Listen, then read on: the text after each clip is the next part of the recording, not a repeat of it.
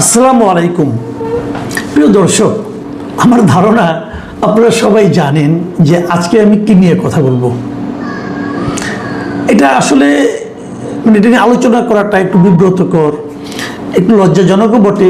কারণ আমি জানি আমার এই অনুষ্ঠানটা, এই আলোচনাগুলো পরিবার নিয়ে সবাই শুনেন, যে কারণে পরিবারের সবার সঙ্গে বসে এটা শোনাটা হয়তো অনেকের জন্য বিব্রতকর মনে হতে পারে। কিন্তু আমি বলবো এই কারণে যে আমি সাধারণত এই ধরনের কথা বলতে চাই না, কিন্তু বলবো এই কারণে যে ঘটনার কেন্দ্রে যারা আছেন তারা আমাদের রাষ্ট্রের দেশ কিভাবে চলবে, আমার আপনার ভাগ্য কিভাবে নির্ধারিত হবে, আমাদের জন্য নতুন কি আইন তৈরি হবে, এই সমস্ত কাজের দায়িত্বপ্রাপ্ত ব্যক্তি। এত গুরু দায়িত্ব যারা দেশ চালাচ্ছেন তাদের প্রকৃত চেহারাটা কেমন, এটা নিয়ে যদি আলোচনা আমরা না করি, যত কুৎসিত তাদের চেহারা হোক না কেন, আমি মনে করি এটা আমাদের সামনে একবার আসা দরকার। আপনারা বুঝতেই পারছেন, সাতক্ষীরা 4 আসনের এমপি গাজী নজরুল ইসলাম, ওনাকে নিয়ে কথা বলতে চাচ্ছি। ওনার বেশ কয়েকটা ভিডিও সোশ্যাল মিডিয়ায় এরই মধ্যে মোটামুটি ভাইরাল, মোটামুটি না ভালোই ভাইরাল হয়েছে। ফেসবুক খুললেই এগুলি দেখা যায় যে একটা খুবই কম বয়সী একটা নারীকে নিয়ে উনি আপত্তিকর ভঙ্গিতে নানা রকম কাজকর্ম করছেন। যাক, এগুলো নিয়ে আমি ডিটেলে যাচ্ছি না। তো সবাই আপনারা দেখেছেন, এবং এটা নিয়ে আমিও দেখেছি। আমার কাছে একজন পাঠিয়েছিল আজকের থেকে 2 দিন আগে। তো আমি না প্রথম মনে করেছিলাম এটা হয়তো এআই দিয়ে বানানো অথবা সঠিক নয়, কিন্তু আজকে আমি এটা আলোচনা করলাম যখন দেখলাম ওই ভদ্রলোক নিজেই এই বিষয়ে একটা ব্যাখ্যা দিয়েছেন। উনি একটা বিবৃতি দিয়েছেন, সেই বিবৃতিতে বলেছেন এই মেয়েটাকে, এই ভদ্রমহিলাকে উনি বিয়ে করেছেন, এবং উনি বিয়ে করেছেন কবে? জুন মাসের, এবছরের জুন মাসের 17 তারিখে। এবং উনি এটাও বলেছেন ওনার যিনি প্রথম স্ত্রী আছেন মাকসুদা ইসলাম, তার অনুমতি নিয়েই উনি এই বিয়েটা করেছেন। দেখুন, প্রথম স্ত্রীর অনুমতি নেওয়াটা এটা কিন্তু ইসলামী আইন অনুযায়ী জরুরি না, ইসলামী আইন অনুযায়ী জরুরি না, কিন্তু তারপরে উনি প্রথম স্ত্রীর অনুমতি নিয়ে বিয়ে করেছেন এ কথা বলেছেন। মানে হলো এটা যে উনি আমাদের দেশের যে আইন আছে সেটাও মানতে চাচ্ছেন। ভালো কথা, কোনো সমস্যা নেই। এবং আমি তারপরে এটাও দেখলাম এক ভদ্রমহিলা নেকাব পরা, খেলে এইটুকু চোখটুকু দেখা যায় আর সম্পূর্ণ ঢাকা। উনি নিজেকে মাকসুদা ইসলাম হিসাবে দাবি করলেন যে আমি মাকসুদা ইসলাম, আমার স্বামী আরেকটা বিয়ে করেছেন। এটা নিয়ে অনেকে নানা রকম কথাবার্তা বলছেন। যদি এই সমস্ত বিষয় বন্ধ না করা হয় তাহলে উনি আইনগত ব্যবস্থা নেবেন। মানে আমার কাছে এই জায়গাটা ক্লিয়ার না, উনি কেন আইনগত ব্যবস্থা নেবেন? ওনার নাম থেকে বলে নাই, বিয়ে করেছেন কি করেন নাই এ নিয়ে বিতর্ক হয়েছে ওনার স্বামীর সঙ্গে, ওনার যে কথিত দ্বিতীয় স্ত্রী মরিয়ম খাতুন তার সঙ্গে। তো উনি কেন আইনগত ব্যবস্থা নেবেন আমি বুঝতে পারলাম না। এটা আমার কেন যেন মনে হয় উনি স্বামীর চাপে পড়ে হয়তো এই জন্য কথা বলেছেন, আবার নাও বলতে পারেন, সেটা নিয়ে আমার কোনো বক্তব্য নেই। বাট ওনারা দেখলাম আর কি আমি। তো গাজী নজরুল ইসলাম সাহেব দাবি করেছেন যে এই ভদ্রমহিলাকে উনি বিয়ে করেছেন 17 জুন, এবং তারপর ওনার কিছু ছবি টবি, ঘনিষ্ঠভাবে কিছু ছবি, ওনার যে ড্রাইভার তিনি নাকি এটা ধারণ করেছেন, ভিডিও করেছেন, করে অনলাইনে ছড়িয়ে দিয়েছেন ওনাকে হেনস্থা করার জন্য। ওনার ড্রাইভারের নাম হলো ওবায়দুর রহমান। এই ওবায়দুর রহমান সাহেব দেখলাম আবার উনি একটা চিঠি লিখেছেন, মানে পাবলিক করেছেন চিঠি। সেটাতে উনি বলেছেন যে ওনাকে নাকি এই গাজী নজরুল ইসলাম সাহেবের লোকজন যে ওনাকে মেরেছেন, এবং মারার পর ওনার ফ্যামিলিদের বাসায় যেয়ে মেরেছেন, মারধর করেছেন, এবং এই সমস্ত কারণে উনি সরকারের কাছে ওনার নিরাপত্তা চাচ্ছেন। এবং ওবায়দুর রহমান সাহেব আরও বলেছেন যে আমি তো ওনার ড্রাইভার ছিলাম, বিভিন্ন সময় ওনার সঙ্গে বিভিন্ন জায়গায় গিয়েছি, উনি একটা খুবই কত খারাপ লোক গাজী নজরুল ইসলাম, এই সংক্রান্ত উনি একটা ডিটেল বর্ণনা দিয়েছেন। এবং কত জায়গায় কয় জায়গায় উনি কোন জায়গায় নারীদের নিয়ে গিয়েছেন তারও একটা বর্ণনা দিয়েছেন। ওই ডিটেলে আমি যাব না, যাওয়ার দরকারও নেই। এখানেও একটা প্রশ্ন যে আপনি তো অনেকদিন ধরে ড্রাইভারই ছিলেন, তা আগে কেন ছাড়লেন না চাকরিটা, এখন শেষে এসে মার খেয়ে ছাড়লেন, মানে ঘটনাটা কি? এগুলো নানা ধরনের কথা কিন্তু আছে।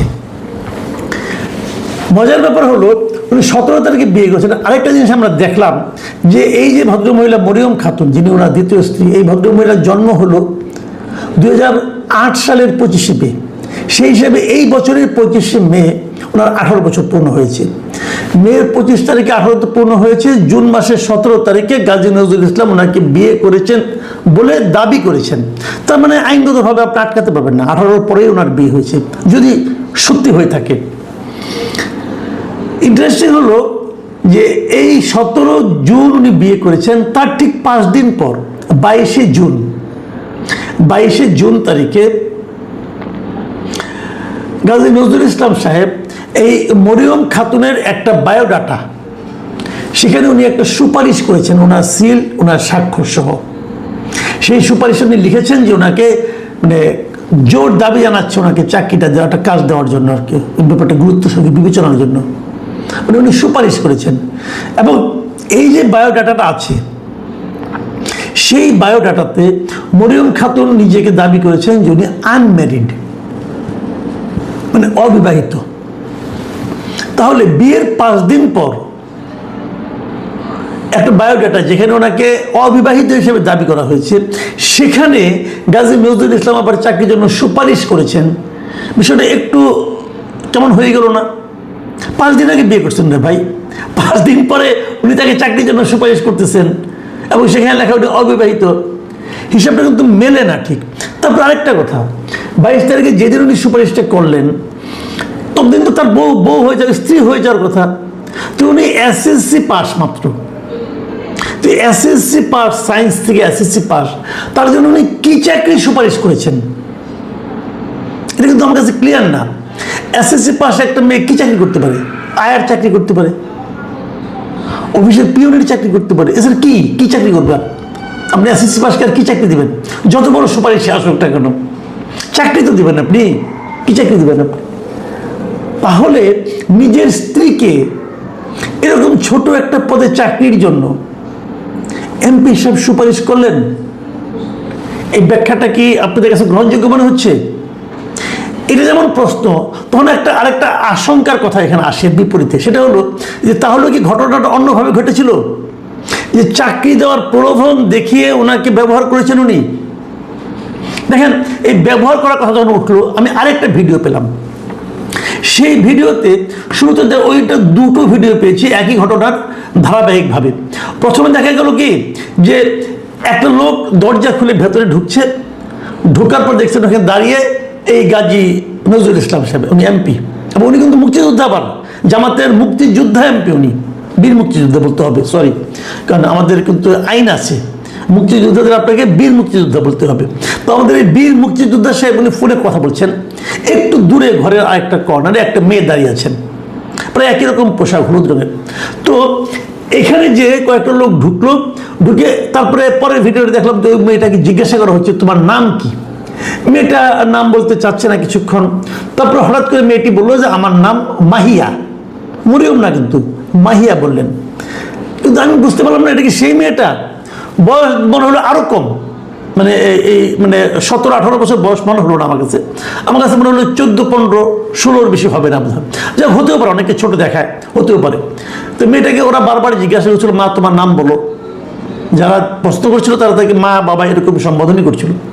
মেয়েটা বললো তার নাম মাহিয়া, এবং এক পর্যায়ে দেখলাম মেয়েটা অনেকটা কোনো ধরনের জড়তা ছাড়াই বলতেছে আগে ভিডিওটা ডিলিট করেন, আর আপনাদেরকে নাম বললেই কে না বললেই কে, আপনারা তো এটা নিয়ে ঝামেলা করবেন, মানে এমনভাবে মেয়েটা কথার উত্তর দিচ্ছিল, আমার কাছে মনে হচ্ছিল যে এই ধরনের ঘটনার সঙ্গে এই মেয়েটা পরিচিত, নতুন কিছু না।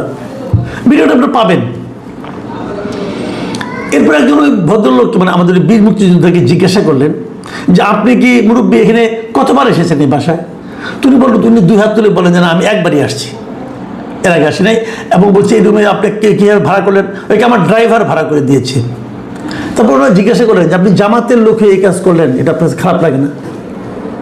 তো উনি কী বলবেন জানি না, চুপচাপ থাকলেন, বললেন এটা প্রচার, যাও অনেক কিছু আলাপচালা হলো, অত আলোচনা যাচ্ছি না আমি। তাহলে আমার প্রশ্ন হলো, এটাই কি সেই মেয়েটা, ওনার স্ত্রী? অথবা যদি স্ত্রী না হয় তখন তো এমপি সাহেব বলতে পারতেন যে উনি আমার স্ত্রী। তার মানে তখনও তার স্ত্রী হয়নি।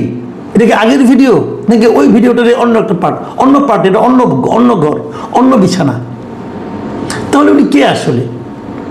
যদি ওনার বর্তমান যদি মরিয়মই হয়ে থাকে, তো উনি তো নিজের নাম বলেন মাহিয়া, মরিয়ম তো বলেননি। তাহলে এই ঘটনাটা কি? তার মানে উনি কি এই ধরনের কাজ প্রায়ই করেন? উনি কি এই ধরনের কাজ করতে অভ্যস্ত? দেখুন, নারী পুরুষের সম্পর্ক কার সঙ্গে কি সম্পর্ক থাকবে এটা তার ব্যাপার। পৃথিবীতে অনেক কিছুই ঘটে যা আমরা জানি না, মাথাও ঘামাই না, কিন্তু এটা নিয়ে আমরা ঘামাচ্ছি কেন? মাথায় ঘামাচ্ছে এই কারণে, উনি একজন জনপ্রতিনিধি। উনি কিন্তু সাতক্ষীরা 4 নির্বাচনী এলাকার জনগণকে প্রতিনিধিত্ব করেন। উনি একজন আইন প্রণেতা। আমার দেশ কীভাবে চলবে না চলবে এই সমস্ত যে আইনগুলি হয়, সেই আইনের প্রণয়নের ক্ষেত্রে উনি ভূমিকা রাখেন। উনি দেশের অত্যন্ত গুরুত্বপূর্ণ এবং সম্মানিত একজন ব্যক্তি। এই ধরনের গুরুত্বপূর্ণ ব্যক্তি যদি এ ধরনের আচরণ হয়, তাহলে জাতি হিসাবে, এদেশের জনগণ হিসাবে আমরা কি ভাবব? দেখুন, যখন আপনি পাবলিক ফিগার হয়ে যাবেন না, তখন আপনাকে সতর্ক হতে হবে। কারণ মানুষ তো পাবলিক ফিগারকে অনুসরণ করে। আপনি সাতক্ষীরা 4 মানুষের কথা ভাবেন, তাদের কাছে তো অনুকরণীয় ব্যক্তি এই লোকটা। তারা তো এমপি সাহেবকে অনুসরণ করতে চায়। তো এমপি সাহেবের কাছে তারা কি শিখছে? তারা এমপি সাহেবের আচরণে, চরিত্রের কি নমুনা দেখতেছে। সাতক্ষীরা 4 মানুষজন এখন তাদেরকে মাথায় হেড করে দিলেন এই একটা ভদ্রলোক। লোকে তো বলবে যে আপনারা এরকম কেমন লুচ্চাকে ভোট দিয়েছেন। কি জবাব দেবে তারা? এত লোককে আপনি অপমান করলেন, কেন করলেন? এবং আপনার এই আচরণ দেখে দেখেন, উনি একটা কাবিননামা দাখিল করেছেন, দেখাচ্ছেন যে কাবিননামা। আমার সন্দেহ আছে এই কাবিননামাটা নিয়ে। আমি অনুরোধ করব যে এই কাবিননামাটা যে কাজী সাহেব সিগনেচার করেছেন এবং কোথাকার কাজী সাহেব, তাদের নিয়ে আপনি চেক করে দেখেন। আমার কেন যেন সন্দেহ হচ্ছে এই কাবিননামাটা তড়িঘড়ি করে এই এই ভিডিওটা ছাড়ার পর বানানো হয়েছে। অনেক কাজী সাহেব এগুলো করেন, কিন্তু পুরোনো ডেটে দিয়ে করেন এগুলো। এটা ইমিডিয়েট চেক করা উচিত, এটা ফরেন্সিক করা উচিত আমি মনে করি। আসেন এবার একটু রাজনীতি নিয়ে কথা বলি। যখন প্রথমবার ভিডিওটা দেখলাম তড়িঘড়ি করে শিবিরের কিছু লোকজন বললো যে এই ভিডিওটা এআই দিয়ে বানানো, তারা অস্বীকার করলো। এবং আমি একটা ফটোকার্ডও দেখলাম যে সাদিক কায়েম বলছে এটা এআই দিয়ে বানানো। তো আমার কথা হলো কি, যে ভাই, যেরকম চট করে একজনকে ব্লেম করা ঠিক না, ওরকম চট করে একজনকে অভিযোগ আসলে সেটাকে বাতিল করে দেওয়া ঠিক না। তদন্ত করেন, অনুসন্ধান করেন, জিজ্ঞাসা করেন। শিবিরের লোকজন তো নজরুল সাহেবের সাথে যোগাযোগ করতে পারতেন, করে চুপ করে থাকতেন কেন বলেন? আমার ভালো লেগেছে জামাতের রিয়াকশনটা। জামাতের হয়ে জামাতের দলের সহকারী সেক্রেটারি জেনারেল এবং কেন্দ্রীয় প্রচার ও মিডিয়া বিভাগের সেক্রেটারি অ্যাডভোকেট এহসানুল মাহবুব জুবায়ের, উনি একটা বিবৃতি দিয়েছেন। উনি বলেছেন যে এই যে ঘটনাটা ঘটেছে, এই বিষয়ে জামাতে ইসলাম নজর রাখছে।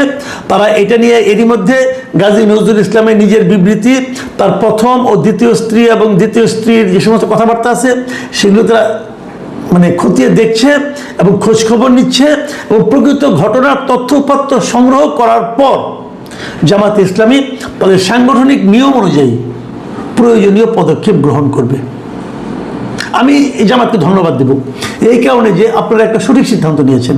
দেখুন, পুরো ঝুড়ির মধ্যে একটা যদি পচা ডিম থাকে না, তাহলে পুরো ডিমগুলি কিন্তু আলটিমেটলি মানুষ সন্দেহের চোখে দেখে।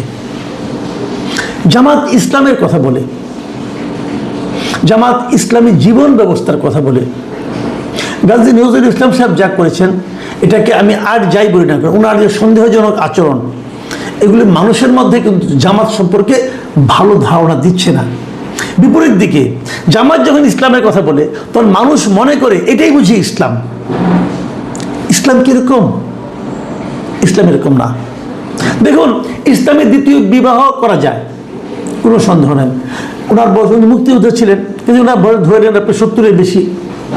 উনি 18 বছর বয়সে একটা মেয়েকে বিয়ে করেছেন, এতে কোনো আপত্তি নাই। কিন্তু এটা ইসলামের দৃষ্টিতে কোনো আপত্তি নাই, সামাজিক দৃষ্টিতে কোনো আপত্তি নাই, বিজ্ঞানের দৃষ্টিতে কোনো আপত্তি নেই। হতে পারে, এটা আমার কোনো আপত্তি নাই। সারা দুনিয়াতে এরকম বয়সের ব্যবধান থাকতে পারে, এটা এটা এটা নিয়ে আমার কোনো বক্তব্য নেই। কিন্তু আমার বক্তব্য হলো, আমাদের সমাজে এটা কি মেসেজ দেয়? আমাদের সমাজের যে মেসেজটা, এই মেসেজটা কিন্তু গুরুত্বপূর্ণ। কারণ আপনি যে একটা সামাজিক লোক, আপনি যে একজন জনপ্রতিনিধি, আপনাকে কিন্তু গুরুত্বপূর্ণ এই সমস্ত বিষয়গুলো কিন্তু মাথায় রাখতে হবে এবং এটা জামাতকে রাখতে হবে। আপনাদের মনে পড়ে অনেক বছর আগে মৌলানা ভাসানী একবার জামাত নিয়ে একটা গুরুত্বপূর্ণ কথা বলেছিলেন। তিনি বলেছিলেন যে আল্লাহ বানাইছেন ইসলাম, শয়তান বানাইছে জামাতে ইসলাম। এটা মৌলানা ভাসানীর একটা বক্তব্য ছিল। আমি জামাত ইসলামের নেতাদেরকে অনুরোধ করব যে ভাই, এই মৌলানা ভাসানীর যে উক্তিটা, এটাকে যদি আমাদের দেশের সাধারণ মানুষ সত্য হিসেবে বিবেচনা করতে থাকে, তাহলে আপনাদের রাজনীতির কি দুরবস্থাটা হবে। আমি জানি না জামাত কি করবে, তবে আমার মনে হয় ওনার ব্যাপারে কঠোরতর ব্যবস্থা নেওয়া উচিত, এবং তারপর যেটা হবে সেটা হবে। এটা নিয়ে আর আমি নতুন করে কিছু বলতে চাই না, আমি সুনির্দিষ্টভাবে কোনো কিছু বলতেও চাই না। এটা ওনাদের ব্যাপার, ওনারা বুঝবেন যে ওনারা কোথায় কি করবেন না করবেন। প্রিয় দর্শক, অনেকগুলো জিনিসই আমরা দেখছি, অনেকে ফান করছেন, অনেক কিছু করছেন, সেগুলো করা খুব জরুরি না, কিন্তু আমি মনে করি এটাকে সামাজিকভাবে এটাকে প্রতিরোধ করতে হবে। জামাত, তাকে উদ্যোগটা দিতে হবে জামাতকে, নতুবা জনগণ যে ফান করবে এটা কিন্তু আলটিমেটলি জামাতের গায়ে যেও লাগবে। প্রিয় দর্শক, এখন এ পর্যন্তই। আল্লাহ।